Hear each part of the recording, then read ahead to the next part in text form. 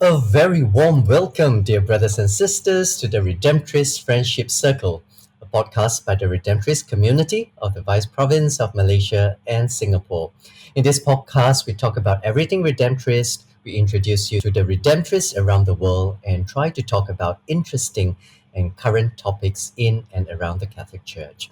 I am Terence, a Redemptorist priest serving here in Novena Church in Singapore, and I'm one of the co-hosts of this podcast. Hi everyone, my name is Gerard and I'm a Redemptorist and I'm based in the Redemptorist Formation House in the Nala Road community. It's wonderful to be back in the podcast, Terence. Yes, welcome back, Jerry.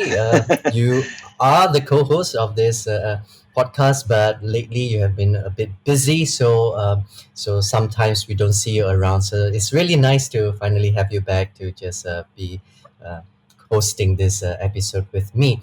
So, Yeah, thanks, Terence. Gerard, now we are in October, and I think for many of us we feel a little bit more relaxed. But I think in our minds, many of us we are still. Remembering a lot of the intense activities that were happening in September.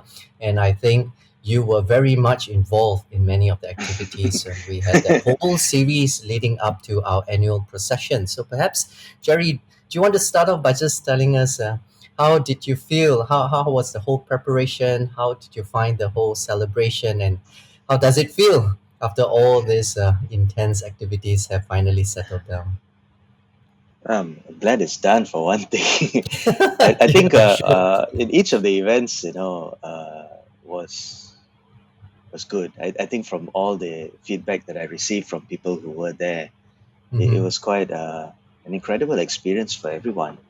Yeah. Well, we started off with a symposium that was 2 days of some kind of academic and intellectual engagement for about 130 or 140 people who came for all of the sessions over Yeah. 2 days.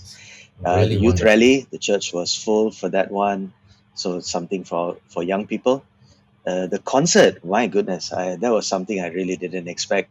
I thought Yeah. we'd just go up there and play a couple of songs, but I think the atmosphere, the energy was something I really didn't expect, and people really enjoyed that. It went on for two and Mm-hmm. a half hours, but we managed to keep everybody around and engaged for all that time. I certainly had Mm-hmm. a good time. I hope you enjoyed singing as Oh, much of fun as I course. had backing you up. Yeah. Oh, Sorry well, for that I'm little mistake in the third well. verse. I didn't but realize any mistake, but yeah, but just for our listeners, one thing. for you to know, the behind the scenes, I believe many of us have practiced quite a fair bit for this concert. So it was nice that the practice was fun, and yeah, the actual day, I think, even with minor hiccups here and there, it was really a wonderful celebration. Yeah, people really appreciated it, and they couldn't stop talking to me about how much fun they had for a couple of days after that. Hmm. And then, of course, the Yeah. procession as well. Yeah.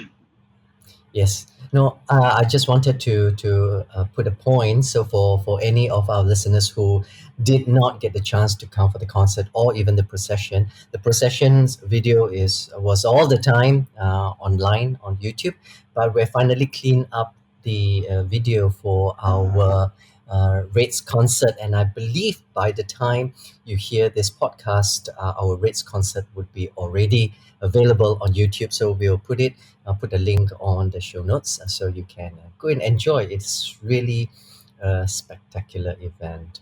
So, Mm.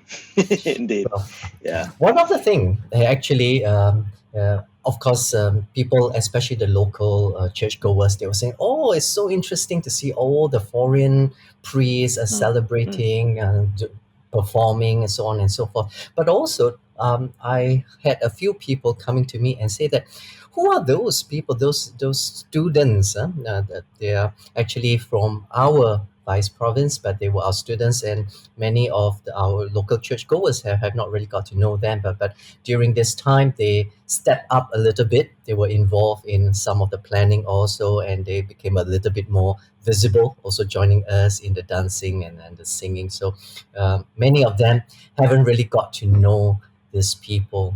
And therefore, actually, Jerry, I think we also decided that maybe it's a good time for us to kind of allow the listeners to get to know our students, those who are in formation a little bit better. And therefore, I just thought that this would be a good, perfect episode to introduce them to all of those who are already professed and in formation right now. So we have Handrie and Nicholas, who are from Malaysia. They are already in their process of the studies. And also our latest addition now, our new baby. So some of you might have attended the first profession of Gene. He just got professed in the 1st of August. And therefore we had this opportunity to chat with them and just to hear how was life for them, either in studies or after profession. Mhm. So, without further ado, maybe we just go straight to the Yeah. interview because it's quite long. So maybe we can come back and have a little bit more of a chat right after that. Okay. All right. So enjoy our interview with our students, Henry, Nicholas, and Jean.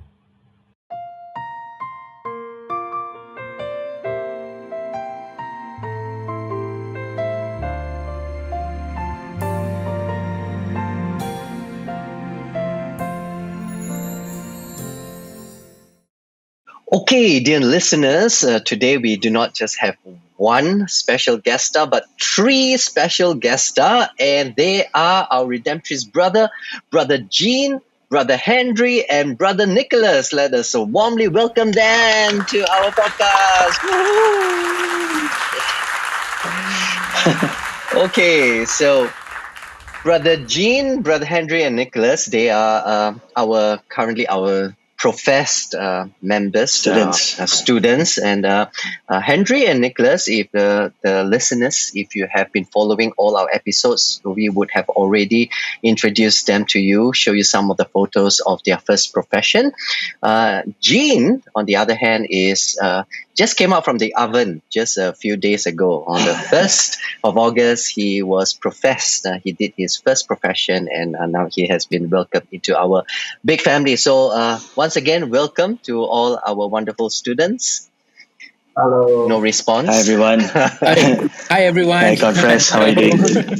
Yeah. And of course, we have Gerard. Gerard is our co-host here, but he has been so busy. But finally, today he has Yeah. taken the time to come and join us in this conversation. How have you been, Gerard? Yeah. Yeah, I've been busy, of course. And that's what's taking up a lot of my time now is some of the preparations for the 75th anniversary. We've all got our different tasks to do. So Yes. Terence is busy too. and, Yeah. and so do I. And all our, Yeah. our daily duties and weekly duties still continue. So we are juggling a lot. Okay, so most of my big tasks have been completed. So now I can just sit back and relax. And I think now is Jerry's turn. Okay, I think all I've still got your another major, month to go. yeah, your major events are all coming. But anyway, and also you're also taking care of in some of the arrangements for our students. That's why it's also good to have you here with our with this conversation with our students. So maybe we can just begin by asking our students to introduce themselves a little bit more to our listeners. Starting from perhaps Henry, you can just tell us a little bit about yourself, share a little bit of your vocation story. So bear in mind, maybe just a little bit, not everything. So maybe next time we can invite you all personally individually to our podcast to share further your story. So Henry, the ball is yours. Let us know a little Okay, bit more thank about you, yourself. Terence. My name is Handrie Lim. I'm a Redemptorist brother. Uh, my vocation story began when actually I know a little bit about Redemptorist when I was in the secondary school. From there, I a little bit uh, listen about the story from the local people, how they do missions, how they engage with the people, and the people very much are close to the Redemptorists. Even to this day, they're still talking about Redemptorists. So I think that's one reason that attracted me, and also how they do their missions, and also uh, and my first contact was with Father Patrick, and so what's then we keep going on and we meet up, we keep in touch with one another, and we share how my life's going on, and also yeah, and from there I sense of love, fall in love with the redemptive charism.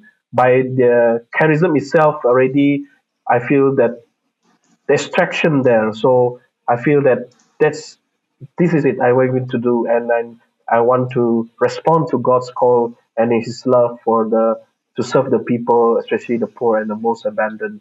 So, uh, so that's all from me. Thank you.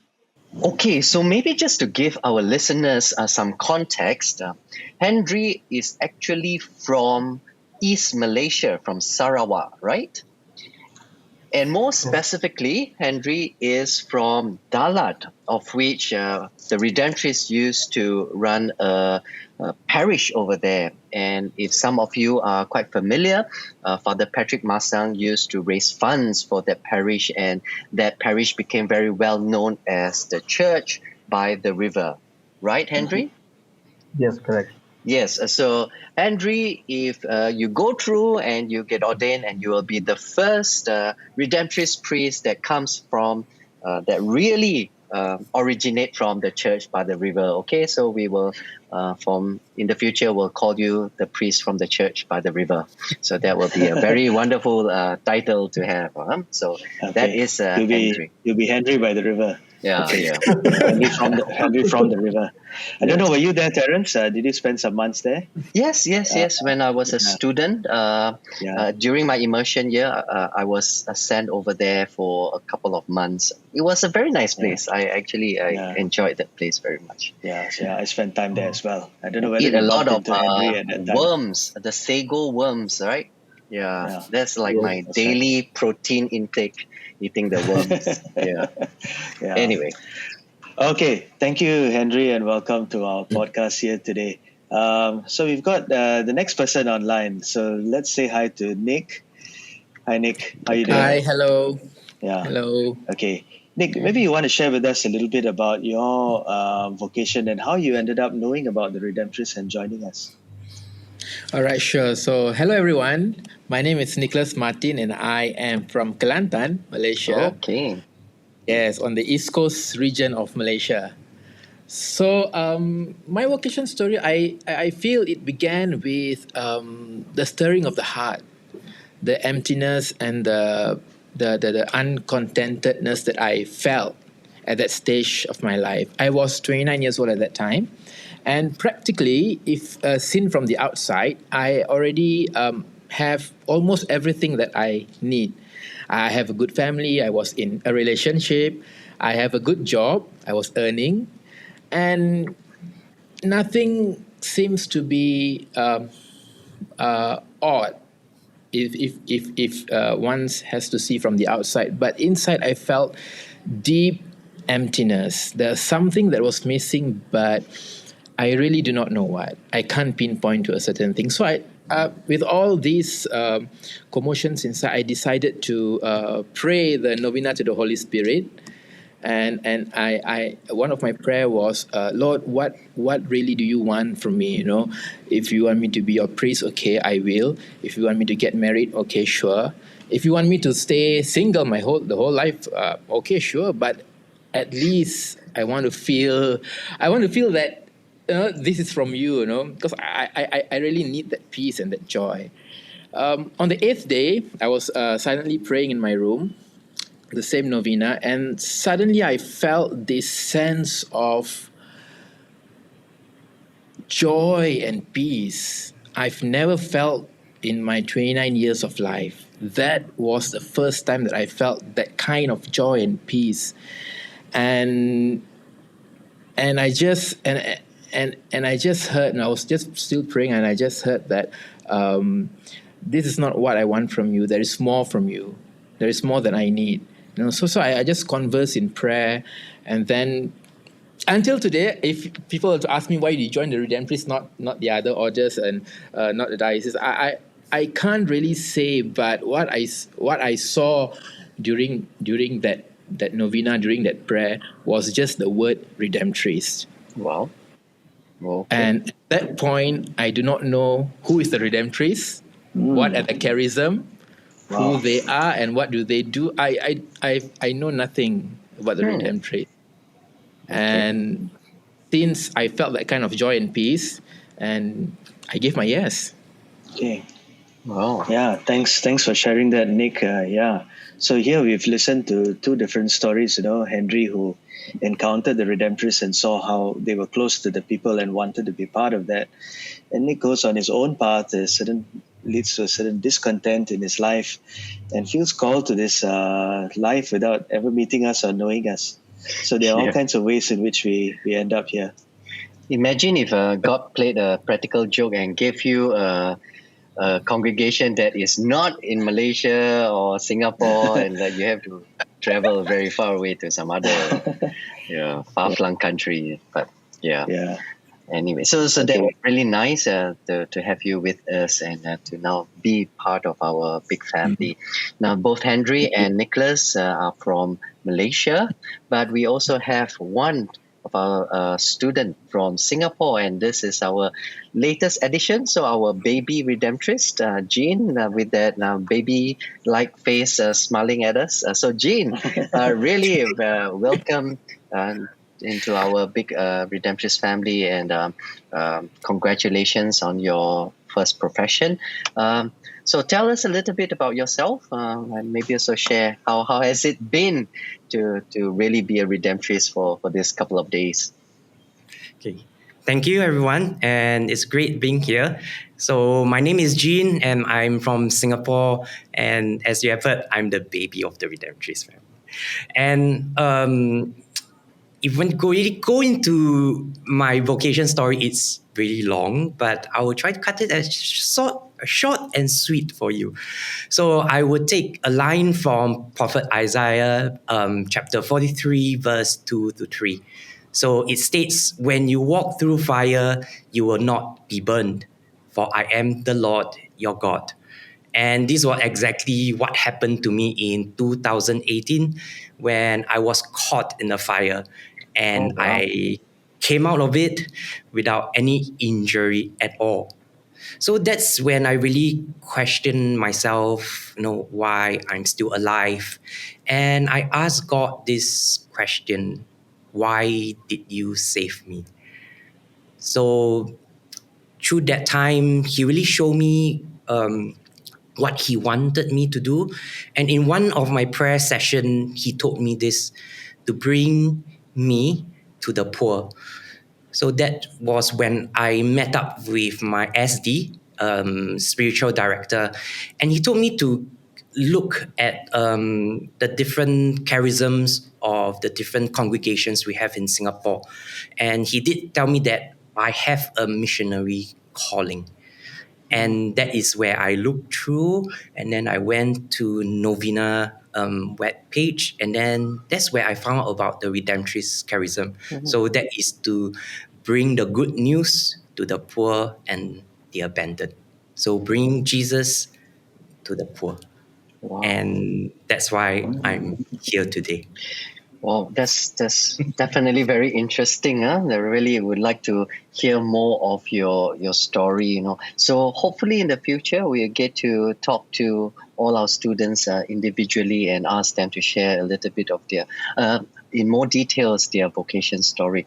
But since Jean, you have mentioned about this and your discernment to join the Redemptorist. Now, after joining, you into our process, you have been sent to the Philippines to go for the novitiate program, and that's you have just ended the novitiate program, and therefore you have professed to be a full-fledged Redemptorist. So maybe you can just share with us now, probably very fresh in your mind, what was the novitiate program like? What is this part of our formation about, and how was your experience being through this program of the novitiate? Okay, so to many of us, novitiate is a time to be with God and also to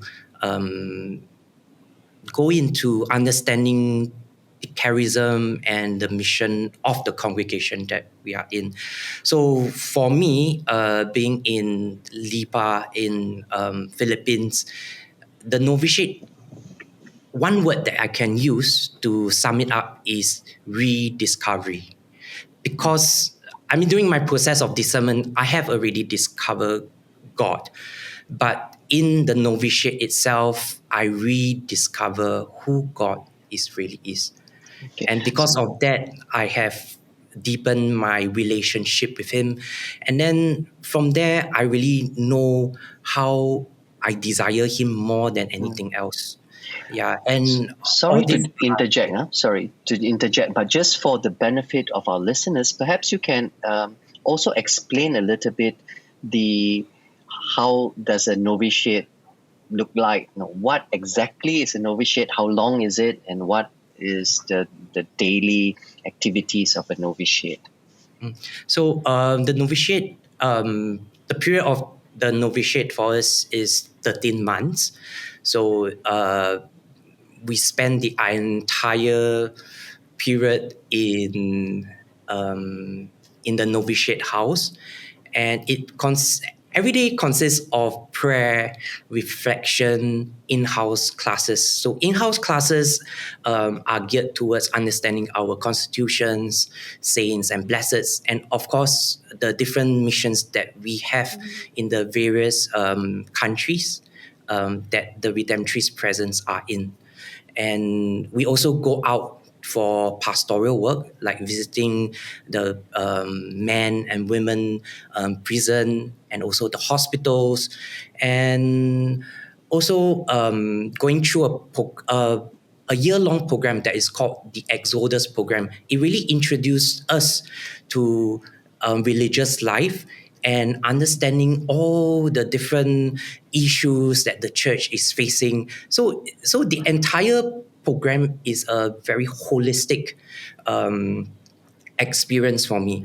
So it's not just praying all the time, but it does include all the different dimensions in understanding who we are, in deepening our relationship with God, and also with the part about gaining more knowledge about what is really happening in the world. So I like to sort of describe the novitiate program as the preparation for taking a profession.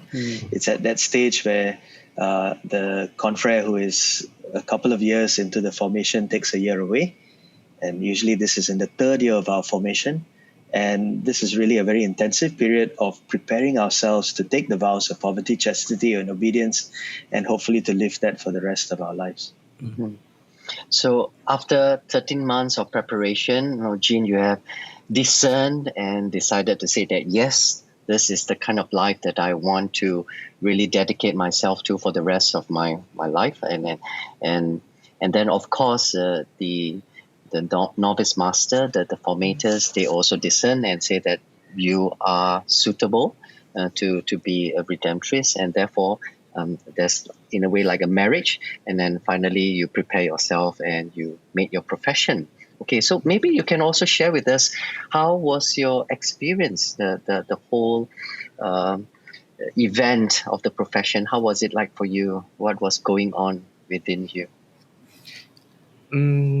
It was really a very beautiful ceremony, because it's not just me, because it involves all the people who have been with me through this entire journey. So from my parents, friends, and even the different ministries that put in so much effort into making all this possible, and of course the entire Redemptorist family. Um, it was also very touching, and you really felt the gratefulness and the thanks that you really want to give to each one of them. So one highlight that I can really bring it up is actually the part where I started to profess my vows. So when I was professing my vows, I had that peace, going through all the words, and then at the end, spiritually, there's this grace of happiness, and that happiness has stayed with me till today. So I can say this is really a very beautiful and touching moment from the beginning and to today. And I know that it will last for a long time.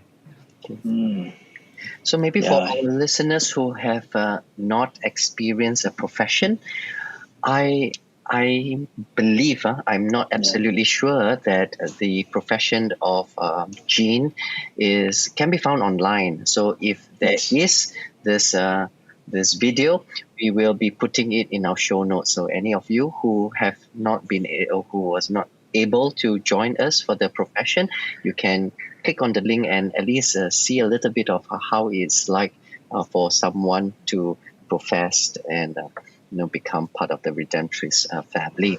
Now, Yeah, it is online, Terence. I watched okay, parts of it the other day. Yeah. great. So for our listeners, you can find it in our show notes. Huh? So Gene took his profession here in Singapore, and Handrie and Nicholas they took their profession last year, right? Was it last year? In Malaysia in Ipoh. So I had the privilege to go and to go and join you all in the profession. It was very beautiful also, but of course our Singapore listeners might not be able to hear or to experience that. So maybe there's no video, but maybe in the future they can also get to interact with all of you a little bit more and get to know your experiences. Now, maybe we can move on to what happened after the novitiate. So, when you after you finish novitiate, you get professed and you become our redemptress. A professed redemptress. Actually, we just call ourselves the redemptress. But of course, after profession, um, our candidates or our redemptorists will have to continue with the theological studies, and that's where Handrie and Nicholas are in. Now, our currently our theologate is in Philippines in Davao. St. Alphonsus Theological and Mission Institute. And that was where I did my theological studies, and Handrie and Nicholas were there. So, Handrie, perhaps you can share with us a little bit how has it been? I think it must have been about a year of studies over there in SATMI in Davao. How was your experience as a student over there? I think my experience as a student there, at first, because shifting from novitiate to the I mean the theological study is a bit of big shift for me. That takes a lot of adaptations in terms of the academic demands, and also the RFC Redemptorist Formations Community schedule demanding a lot also.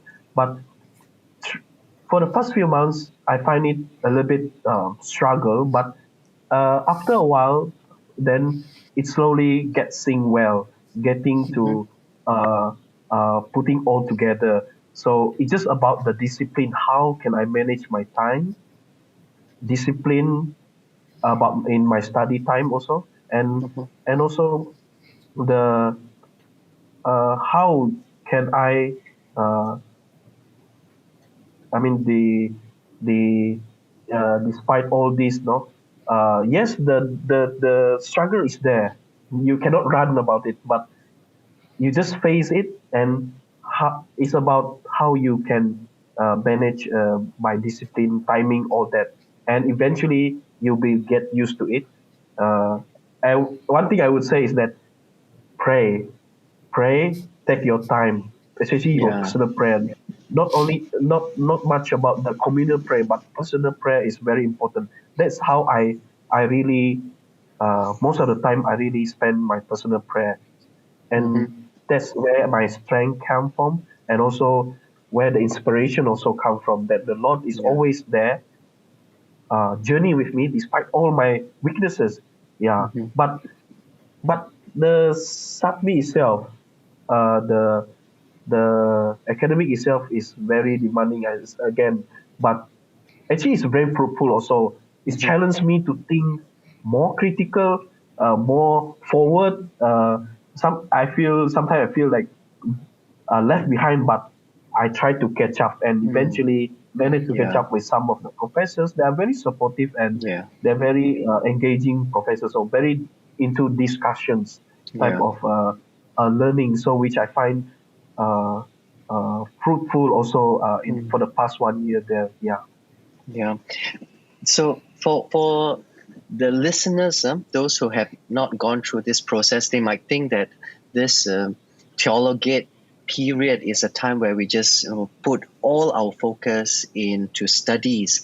Of course, study is a very important thing, but it's actually just one dimension of many other dimensions that we are also focusing. So academic is one dimension, but during this time we are also focusing on the spiritual dimension. That's why, Handrie, you mentioned we still need to continue to build our relationship with God. There's also a community dimension, that the learning of how we actually can live together as brothers. And to me, I'm not sure how was your experience like, but to me, those few years of being in the theologate, we established many very deep and wonderful bonds with all the other brothers, and we have students from a lot of different countries, and we became very good friends.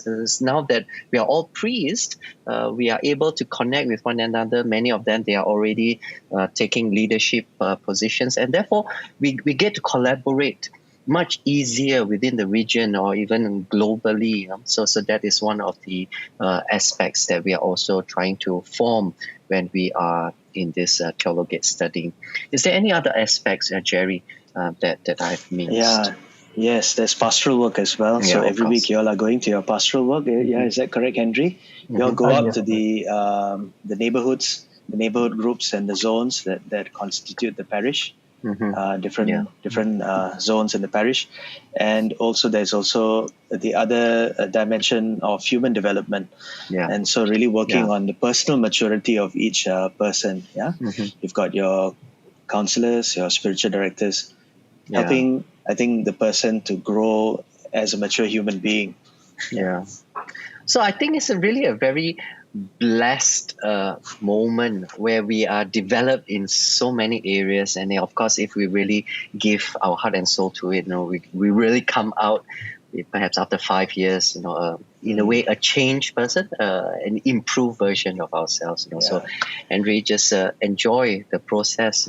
And I'm sure, even I remember, even if any of us are struggling academically, you can always rely on all the other confreres, and everyone is always very willing to help one another to get to understand the subject and do well in it.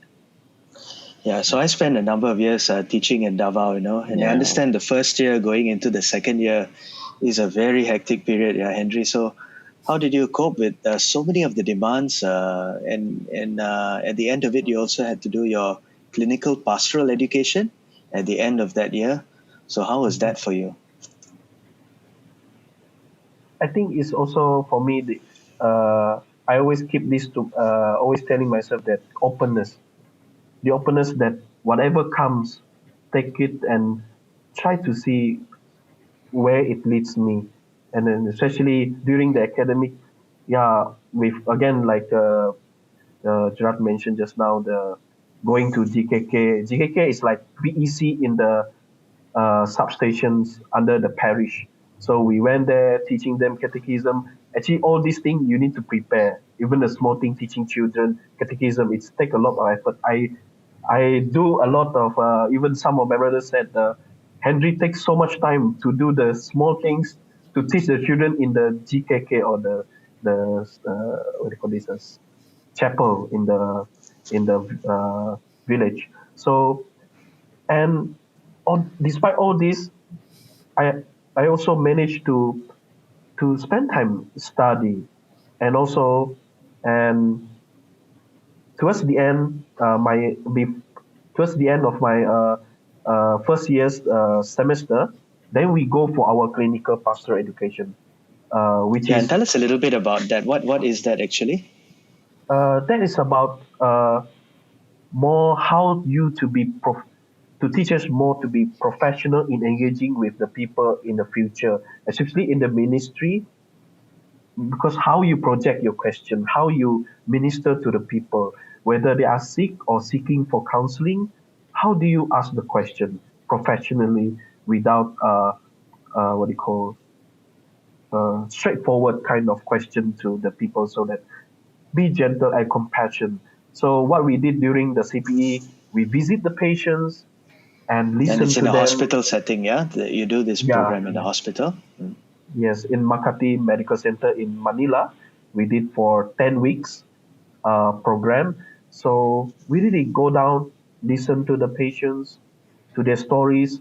Some patients, you reintroduce yourself, they already cried because they said, nobody was visiting me since for 3 days or 4 days. They just really cried. And then I asked why. I'm very lucky there's somebody visiting me and just listen to me. This is the thing that I think moved my heart, that I think I believe out there also many people who are need ears to listen. Yeah, I remember also for Francis mentioning to the young people, actually listening is a very big thing that, of course, some people say might helpless. For me, the presence also, the ministry presence to the person also very important. Accompanying that person uh, throughout their sick time, especially when patients are lying down there. Yeah, and also during the CPE, we also process ourselves. What our what are the things that we need to improve from all the verbatim report that we have submitted, in terms of maybe there's a childhood memories that bring up at that time, and then also we discuss about how your formations throughout your journey in the Redemptorist, those kind of things. So it's a grace for me. It's a grace to know, and to know myself and more deeper, and also my brothers who are from diverse community, from Vietnam, from Thailand, from Philippines. So we get to know our confreres well, and yeah, I think that's a very uh, big things that I learned from there, is that to know our brothers, I mean our community well. Yeah. Okay, thanks, Handrie, for sharing.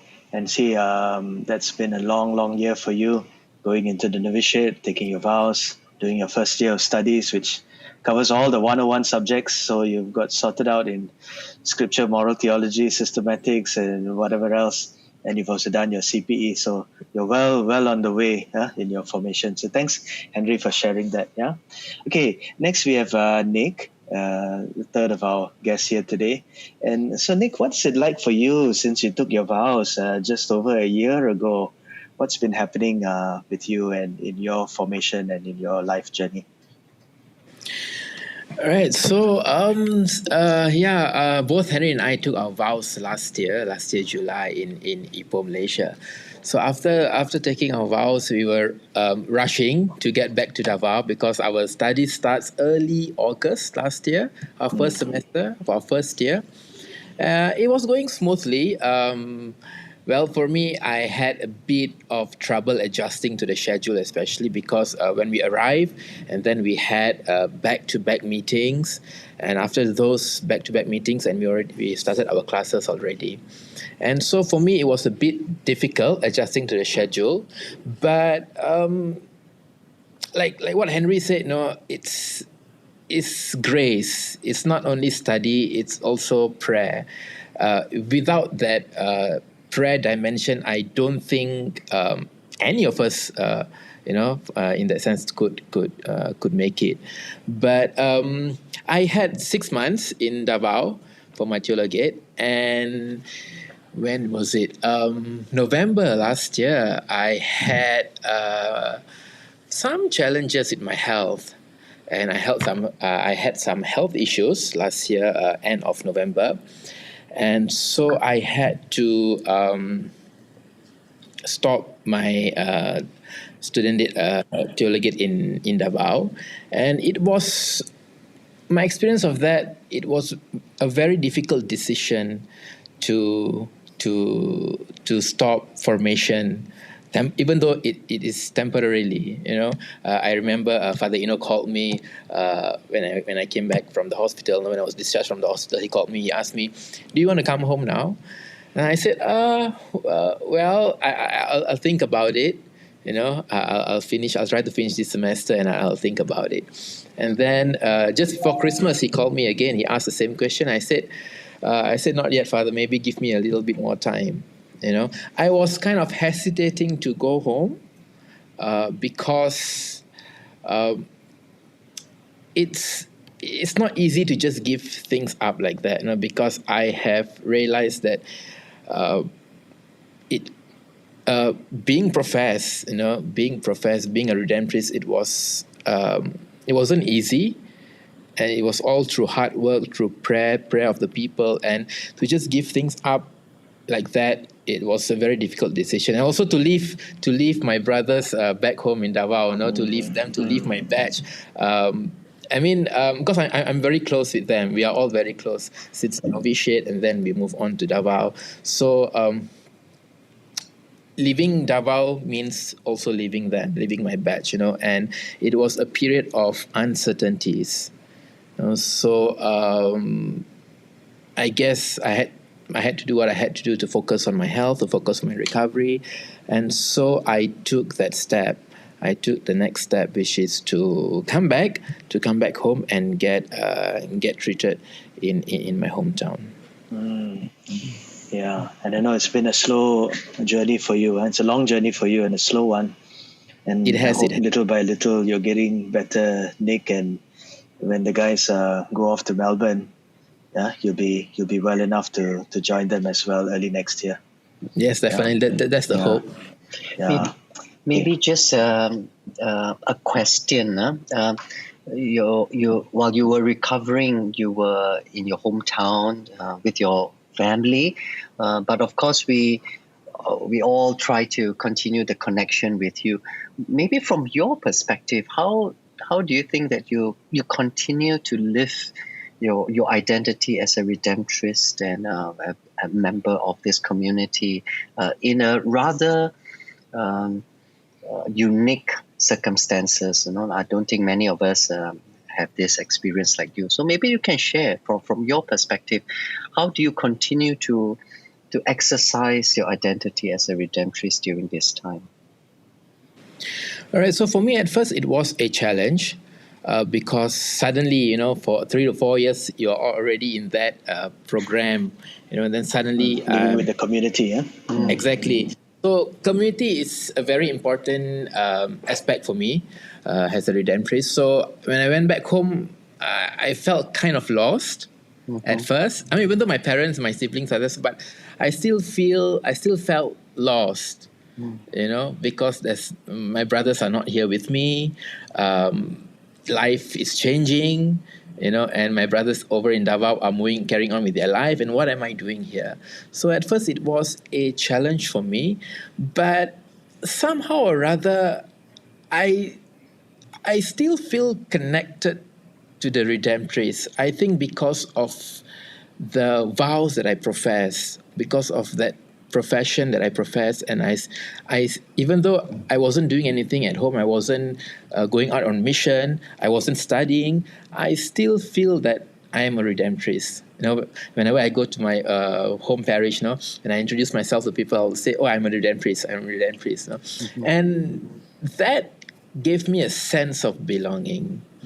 Even though it was a very difficult journey, that few months, but I felt that sense of belonging. And also, of course, messages from confreres asking, "How are you doing?" And they're calling me, texting me. So that you could really feel, that, okay, I'm a Redemptorist now, and what do you call?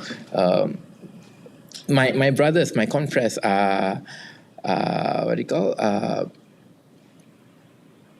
they give me that sense of belonging. Through their text, their calling. Okay. Yeah. That's really That's nice. good. Yeah. All right. So maybe also just for the benefit of our listeners, so Nicholas and Handrie started their studies in Philippines, and Jean just finished profession. But because of some changes in our global Redemptorist reality, also it has in a way affected us quite strongly. We have also changed our formation process. So Handrie and Nicholas, you won't be sent back to Philippines. In fact, now you are in your preparation stage to be sent over to Australia.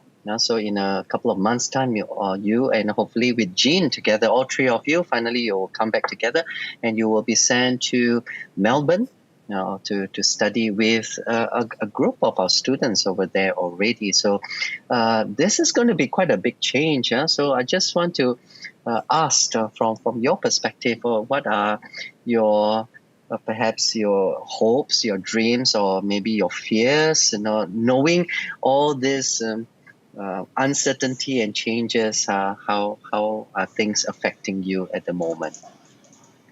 So perhaps Jean, you can share with us first. I think one of the most important thing to me is to overcome challenges.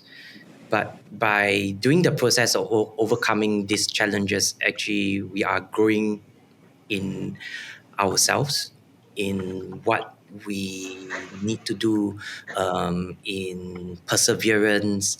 So it's really important that whatever challenges that we meet, we actually go through it and not to walk away from them.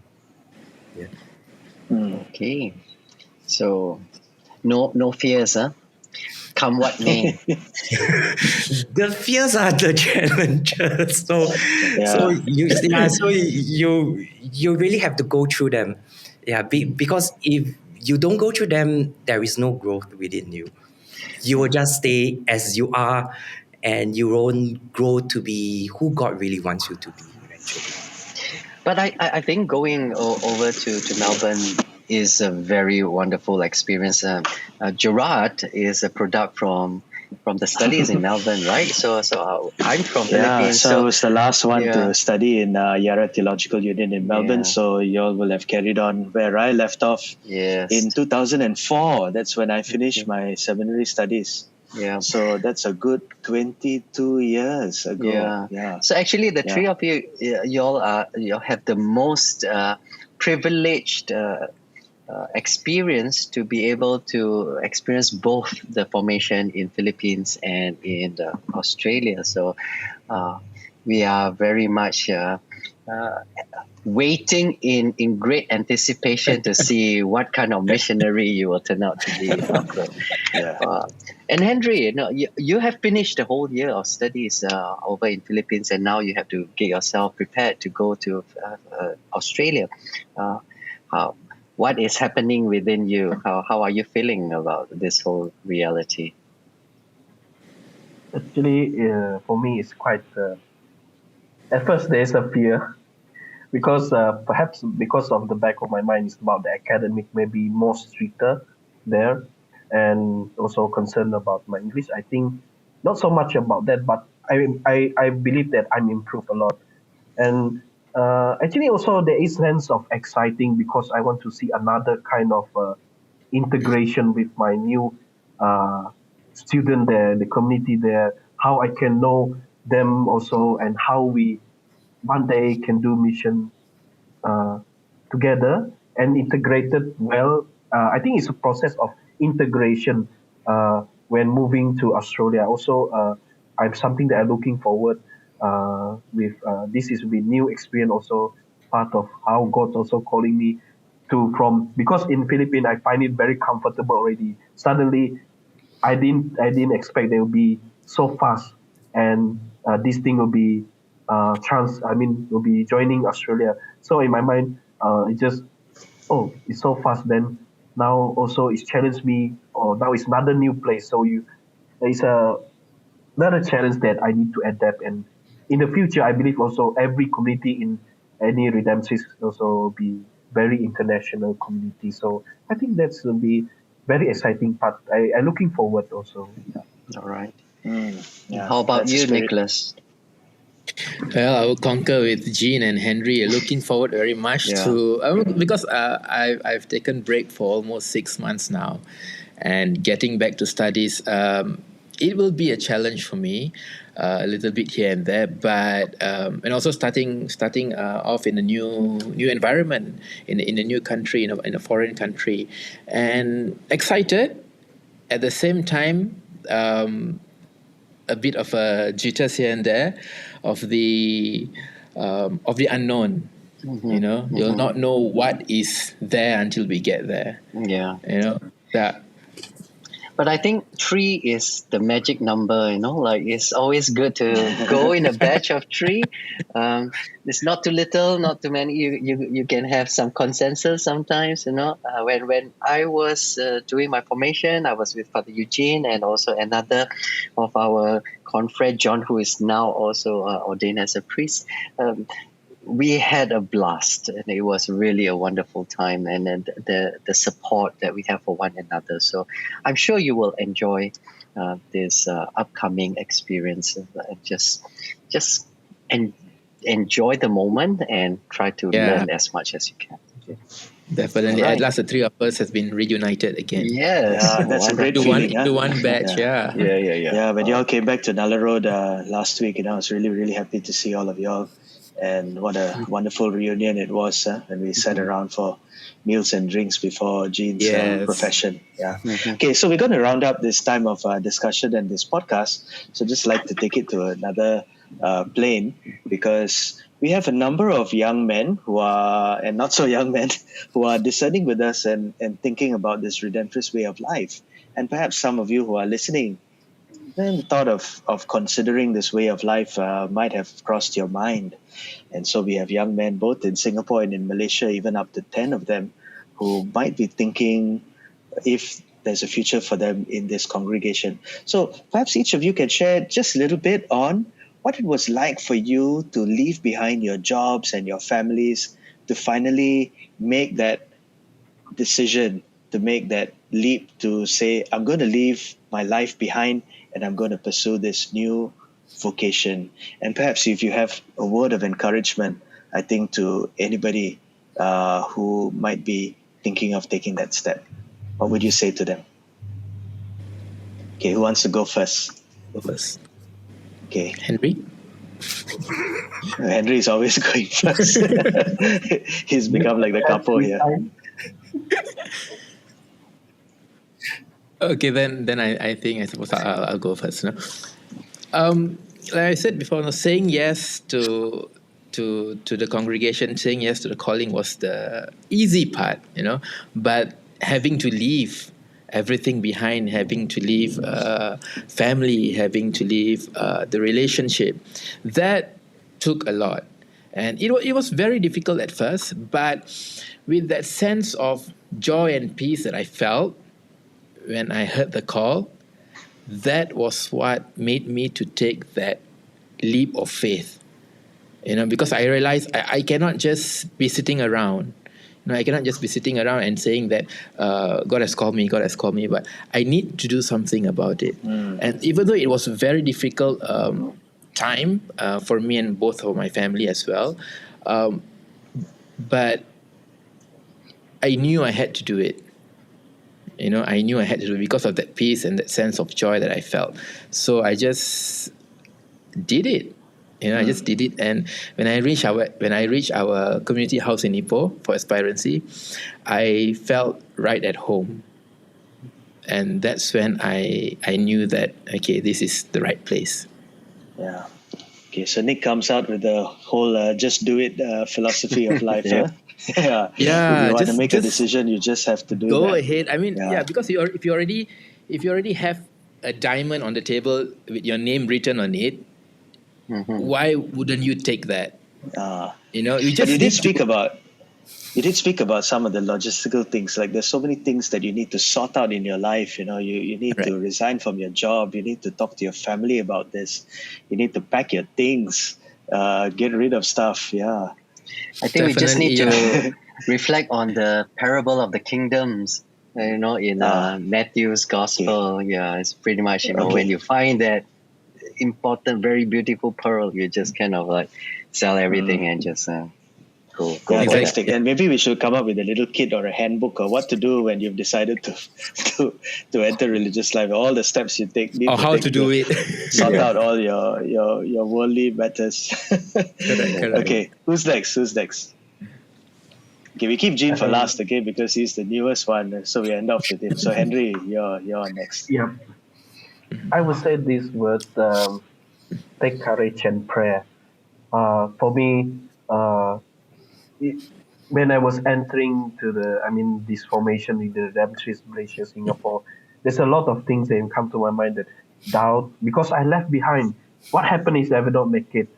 But yet still, I putting my trust, faith, uh, everything in God's hand. Then all fall into place. That despite I always said that my English will be big a problem for me. How going to write the essay in exams, all these things. But throughout the formations, actually, the formation itself helping in the way I'm becoming to be. Then especially in my academic, uh, don't take a step uh, and ask help. You can talk to the redemptives. Come and see us and talk with us. And there's somebody that will be willing to talk to you if you are uh, willing to open your heart and to be with us, especially open your hearts to God. And that's all from me. Yeah, thank you. Yeah. Okay, thanks, Henry. And I think for those who are in that process of wanting to make that decision, Henry is reminding us about the need for prayer, that really gives, I think, a certain peace within ourselves and keeps us focused on what is it that God is really wanting us to do. We cannot do this by our own strength. It's difficult. It's a difficult decision and a difficult thing to do in life. And even within religious life, when I've been transferred from community to community, it's very hard to start, opening your suitcase and packing your things. Okay, finally, Jean, what would you say? I really, at that time, I really loved my job. So there was this difficulty for me because, I can say I really love my job and I put my heart and soul into my job. And, waking up in the morning, wanting to go to a job that you really love is something that not many people can say that. But I told myself that I'm leaving something good to something that is even better or actually the best because that is what God's plan is for me. And I know deep down inside that I'm already being called. And I know exactly that God is calling me to be a redemptorist. So that's why I gave my yes and I just left everything and be not afraid. Yeah. And to stay with Him. Because God has always been faithful. So we too, if we want to love Him even more, we should do that as well. Yeah. Yeah. Thank you, Jean. And so, thanks everyone. And just to say hello to all our aspirants out there. You know who you are. and so yeah, this is just our message for you that we're praying for you in your journey of aspiring, in your journey of searching and discerning in your life. Where the Lord is calling you, and you feel that the time is right. It's going to take a lot of courage, I think, to make that last step. But we are right here with you to walk with you on that journey. Okay. Yeah. So maybe we just take this point to kind of wrap up the whole program. So we definitely have a lot more opportunity to talk to Handrie, Jean, and Nicholas. But at this point, I think the whole Redemptorist community here in Malaysia and Singapore, we are all rooting for all of you, praying very hard all the time that you will not just work through the formation program, but you will enjoy the formation program, you will grow from it, and ultimately get ordained and become a wonderful Redemptorist missionary. So we are also inviting all the listeners to please have Handrie, Jean, and Nicholas in your prayers. And I can see that they are very promising young men that with God's grace, they will one day become a very wonderful Redemptorist missionary. So with that, perhaps we'll just say goodbye to our listeners, and all the best to Jean, Handrie, and Nicholas, and may God Thank you very journey much. with you always. Thank you. All right, so bye-bye. Bye bye. Bye, everyone. Take care. Bye-bye, everyone.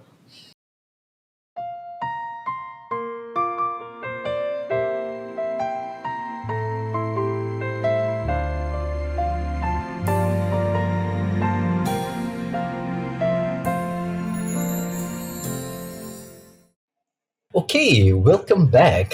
So I'm very sure that our listeners had enjoyed that interview with our students, Henry, Nicholas, and Jean. So Gerard, I know that you are more involved in formation. For a while, you were pretty much the vocation director, so on and so forth. So in this conversation with our students, our professed students, what might be some of your insights, maybe something that you would like to add, or something that you want to comment? Yeah, I know towards the end, we were speaking about aspirants and those who are aspiring to our life and who are discerning whether or not they feel called to the religious vocation and the redemptorist way of life. And I think it's really important maybe to say that it's something that when you feel this calling, when you want to discern this form of life, it's going to call from you quite a lot of initiative and commitment now. It's going to Yeah. take a couple of years where you're really giving a lot of your time, attention, your prayer, your commitments to your commitment to searching, whether or not this is really for you. I think life in Singapore has become very busy. It kind of really sucks us in. And we feel that even in religious life, there's one event after another. It's the next thing to do. And very quickly, we might find that a number of aspects of our lives end up by the wayside. So discernment is very much a full-time thing, not that you're doing it 9 to 5 every day, but Yeah. it's something that's in your mind and in your heart at all moments of your life, because it's a huge decision that has to be made at the end of the day. So we have to start looking at how my life is going to move on and going to change in the years to come, and am I willing to take those steps? So it demands a lot, but at the end of the day, the decision is made and you come into a life that you feel that this is what the Lord has called you to, or you decide that maybe this is not for you and it's time for you to move on to the vocation that God has really called you to. So basically to say, it takes a lot, and it takes a lot of initiative, and the decision has to be made at some time.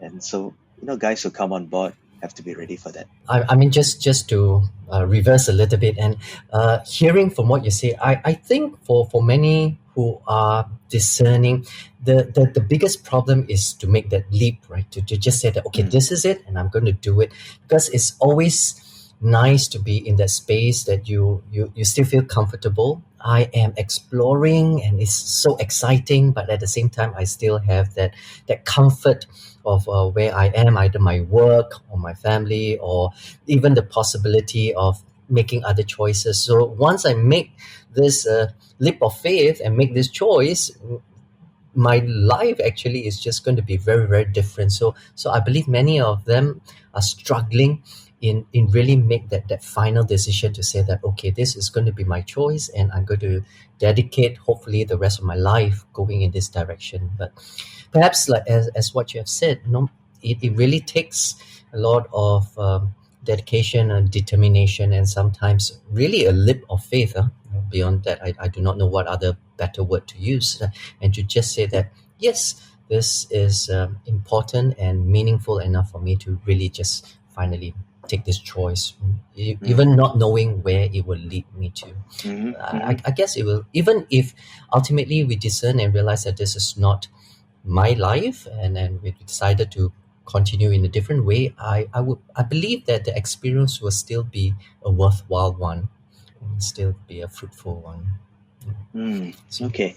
So did it bring back some memories of your experiences in Oh formation? You were yes, no, listening no. to them. While talking to them, I just keep having all this flashback of my memories with when I was a student, and I, I believe many of us will just say that the life as a student, that those moments that meant this few years, although it seems long, 7 or 8 years, those were the most carefree, the most wonderful time where you get to know more about God, you get to grow internally, spiritually, and as a human being. And also, that's the time where you build really, really strong bonds with the different brothers that you study with. And so I really suddenly just have all this flashback of all the wonderful times that we had.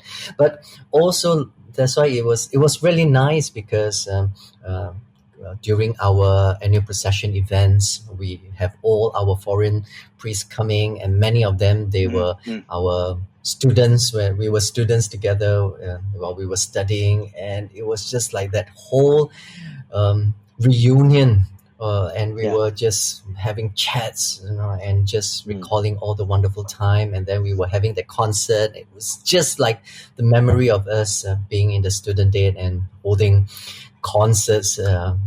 Of course, not in such a big scale, but still very, mm, very fun concerts. So it really brought back a lot of energy and good memory, and also reminding me how wonderful it was to be a Redemptorist, to be connected with all the brothers in the region, and also, yeah, maybe just to use that to encourage our aspirants or anyone who is thinking of a religious life. The journey of a yeah. religious life is actually filled with many, many wonderful memories and excitement, and you might think that once you become a religious, is all prayer and study. Yes, those are very important, but we really enjoy every moment of it and really make the best out of it. So just come and experience. Mm. Yeah, certainly that in camaraderie and brotherhood, confraternity was really seen very Yeah. strongly in those days, and that's one thing that I will remember that made a lot of the hard work worthwhile for me. Yep. Okay, so I'm quite aware of our timing. We have been going on quite long, so we're just gonna give you some of the updates of what's gonna happen at the rest of this October month, and we will end this episode. So, firstly, okay, on the 16th of October, Thursday, is the feast of our brother Gerard. So it's a feast of Saint Gerard Majella, a very important saint of our Redemptorist. And on that day, we're going to have a special devotion that's going to start at 7:30. I believe perhaps before that, there might... I'm not sure, Gerard, are you involved in that celebration? Is there No, anything no, I'm that's not. happening? I'm not. I think there'll be the normal evening mass and then a devotion, a novena at 7:30 p.m. to Saint Gerard. Okay, so for all those, especially those who are praying to have babies, and you want a special protection, or if Yeah. you are expecting and you want special Mm. protection, or yeah, Or all anybody that this. you know, family members, you want to pray for them. This is the Yeah. time to do that. Okay, on the 16th of October, Thursday, 7:30 p.m. Okay, do you want to take the next one? Yeah. Monday, Deepavali Day on 20th of October. Take note of the public holiday mass Yes. timings. And then the next one is All Saints Day. Uh, Yeah, it's uh, actually the anticipated. The last day of okay. October is the day before All Saints Day. So after that, we're going to Okay. have All Saints, All Souls, all the celebration. But on the Okay. 31st of October, which is the day before, we are going to have the anticipated Mass at 7:30 p.m. Instead of the normal 6:30 p.m. Mass. So Rosary before that at 7 p.m., followed by Mass at 7:30. All right. So after that, it is our usual monthly activities. On the third Friday, on the 17th of October this month, we're going to have praise and worship, and this time we're going to do it in the main church. Okay, so for all those who like charismatic praise and worship, to come and join us. It will be a time to praise God. And finally, on the fourth Saturday, what's happening? Yeah, so fourth Saturday is Novena and Mass in Tamil, and you're most welcome to join us, 8 Okay. p.m. So Gerard, are you involved in the Tamil Mass? Are you like trying to No, learn? I went for the Yeah. first time, but our two Anthony Charleses are very much involved in doing that every month. Okay, all right. Anyway, so for all our Tamil speakers, do come and join us for the Tamil Novena and Mass. Even if we don't know Tamil, it is a very, very lively celebration. So you can just come and experience if you want to. All right. So with that, I think we better say goodbye to all our listeners. Moving ahead, finally now with all our major activities slowing down already, we will probably resume back to a more regular podcast schedule. So you should be able to hear us probably in a monthly basis. Okay.